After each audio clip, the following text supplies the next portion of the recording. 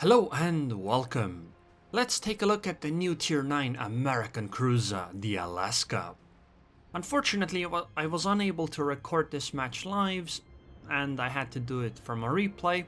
As a result, we get some replay bugs, it's holiday season and that Mahan's nameplate decided that it's not going to follow the ship closely because, it's holiday season and people would like to take it easy.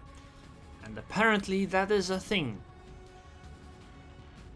So, the Alaska. She is one of the large cruisers like the Kronstadt, Stalingrad, and the upcoming Azuma, meaning that she is classified as a cruiser.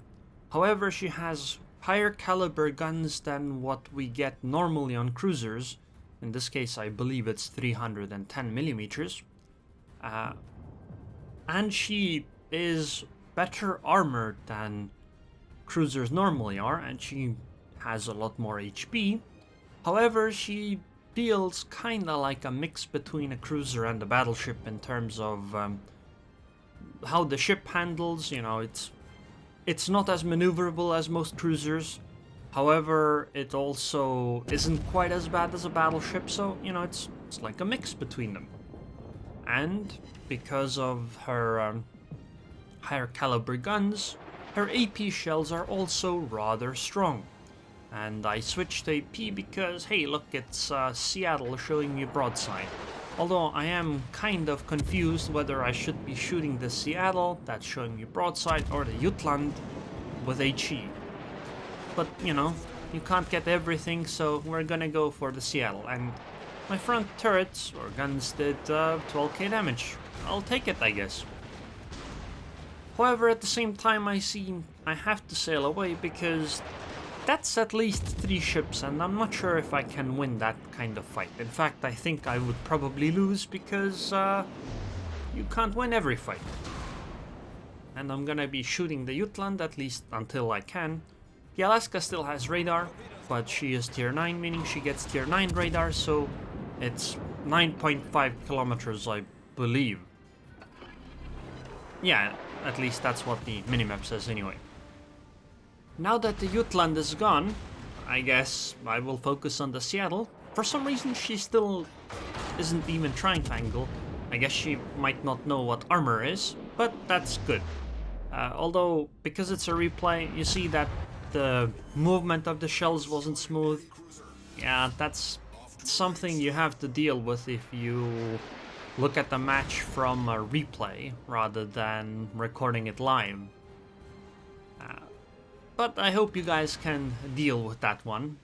Of course, while I was playing I didn't have to deal with it, so I didn't notice how ugly it looks. So at this point, I'll just turn around and wow, it's another Seattle.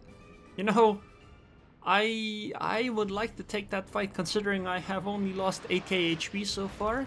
I feel like I could pretty easily take another Seattle, but unfortunately this one seems a little smarter, considering that she's actually hiding behind the island and is not giving me open broadside and all those things, so maybe I don't want that fight after all. I have to keep in mind that there was a Jutland to the south from here, meaning that I can't just go willy-nilly chasing things because, torpedoes hurt and I do not... Oh, I do actually have hydro. Usually, because it's an American cruiser, you would go with defensive fire, but I guess at the time I figured that, hey, what's the chance of running into a carrier anyway, which is why I ran into a carrier, because I did not take defensive fire. Whenever I take defensive fire, I don't run into a carrier. But I mean, Hydra is fine for now.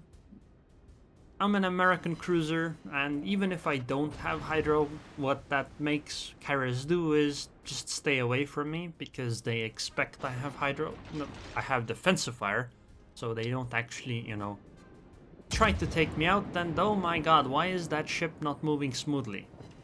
This is horrifying. Why do replays look like this? I don't understand. Oh well, they are what they are. I do have radar, so what this Jutland did is quite silly, because even if she somehow hides in a smokescreen or something, I will be able to take care of her. However, I guess it doesn't matter because she's gonna go down.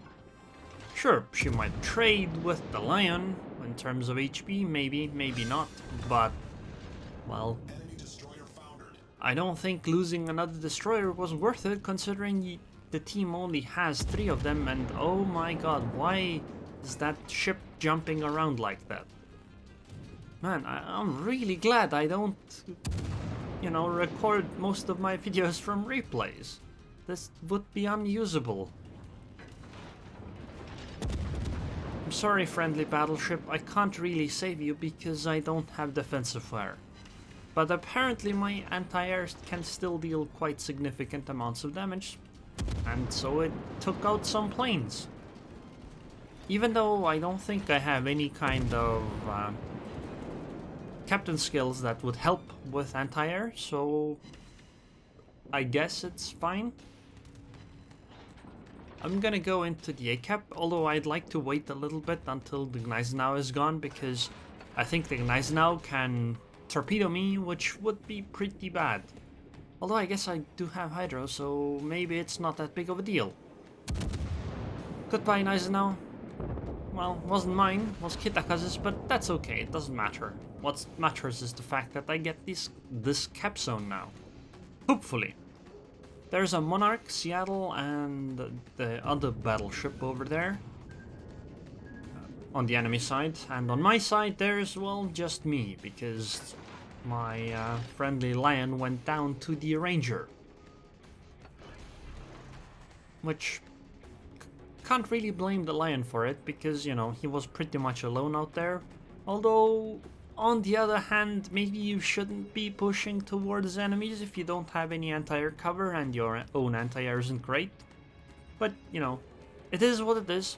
It did make the enemies go to the left side of the map, so... yeah, left side of the map, so it's okay. I'm gonna radar here to just figure out where the enemies are, but apparently all of them are far away enough that radar just doesn't catch them. Except the Seattle. I'm not sure if I can actually take many good shots against the Seattle, and okay, that ship is not, you know, that's not what a ship usually looks like while it's moving. But I think the Seattle is gonna be too close now for me to be able to take a good shot at her. Meaning that I probably won't be able to sink her here. I also swapped HE because I can't overmatch the bow of a Seattle, I believe, right? 14.3 or 310 divided by 14.3. Yeah, it's... I don't actually know. Can I overmatch that? I don't think so. I'll go with I can't. At least when I played it, that's what my assumption was. I can see the Ranger, but she is out of my range, so I can't do anything to the Ranger that's out of my range. What a happy accident. Okay, now that I have the cap zone, I guess I'll just push ahead. I mean, that's not very... it wouldn't be very exciting to simply sit back and just camp, right? Even though I think that would be my best course of action. Because if you look at it, we are kinda... you know, this game is still open. Either side can still win the match, meaning that I think the best course of action would have been to be as safe as possible, but that's boring. So instead, what I'm gonna do is I'm gonna just pop my nose out here, I'm gonna sink the Seattle, maybe take a few shots on the Bismarck, and then try to ram the Monarch or something. I mean, it's a full HP battleship, so why not? Maybe I can't even take any shots at the Bismarck, because apparently I failed to go around islands properly, meaning that I'm gonna take some more damage here. And it doesn't really help if I get these over-penetrating shots on that Seattle. I'm kinda glad the Bismarck is actually running away rather than coming closer, because that could be rather dangerous. And if the Seattle is angling, I guess I can't get many strong hits anyway. It would also help if I could, you know, aim and hit what I'm aiming at. Which so far is eluding me. And since the Seattle is angling, HE is appropriate. I got the fire. That's decent. But I think I'm gonna just slow down for this Monarch here for a bit because I want to take a few more shots. The ship is on fire. You know, this is a rather awkward position right now because I'd like to ram, but we're not moving very fast. So I'm gonna take my final shot on the Seattle and we're gonna ram now. Okay, that was not okay. I mean, yes, the Monarch is almost dead, but I did not ram her fast enough. And because of that, the Monarch survived and I didn't get the Seattle either. So that didn't quite work out as planned. Although I think some damage over time effect is ticking. Okay, well, at least I got the Seattle and the Monarch is really low and I'm certain she's gonna go down soon, so I did my damage, okay? I did my part. And if you look at the ships left, you know, we have 6 ships, they have 4. One of those 4 is this very low HP Monarch, and they don't have an aircraft carrier anymore, meaning that we have won this game.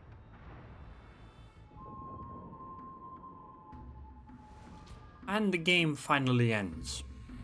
So, I did 143k damage this game. I kept the base solo. I sank 3 ships. Should have been 4 really, but that's okay I guess. And I defended the cap zone even a few times, so I think that was a pretty good game.